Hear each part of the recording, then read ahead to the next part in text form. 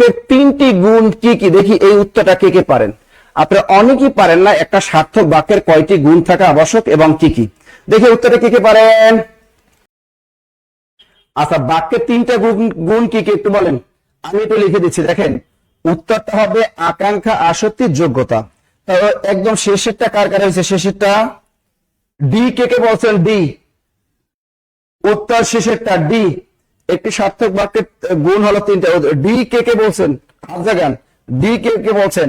একটি সার্থক বাক্যে তিনটি গুণ থাকা আবশ্যক। এক নম্বর দেখেন আকাঙ্ক্ষা, সরেয়া কয়েকারে কা, এই ও এর সাথে এই ক্ষিয়, আকাঙ্ক্ষা বানানটা দেখবেন এর ভিতরে ও আছে, এর ভিতরে ও আছে প্লাস ক্ষিয় আছে, উমো আছে আর একটা কি ক্ষিয় আছে, এটা হলো আকাঙ্ক্ষা।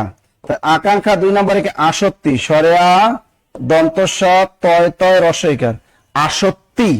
এর ভিতরে আছে এই একটা ত, এর ভিতরে আছে এই একটা ত, আসক্তি। এটা কিন্তু আসক্তি না, এটা হলো আসক্তি।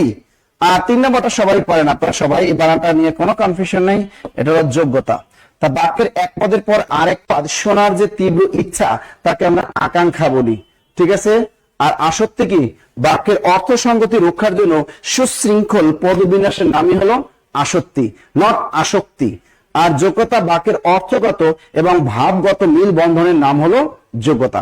অর্থের সাথে একটা ভাবের একটা কি থাকতে হবে, একটা মিল থাকতে হবে, সেটার নাম হলো যোগ্যতা। তো সুতরাং উত্তরটা হবে ঘ হইল।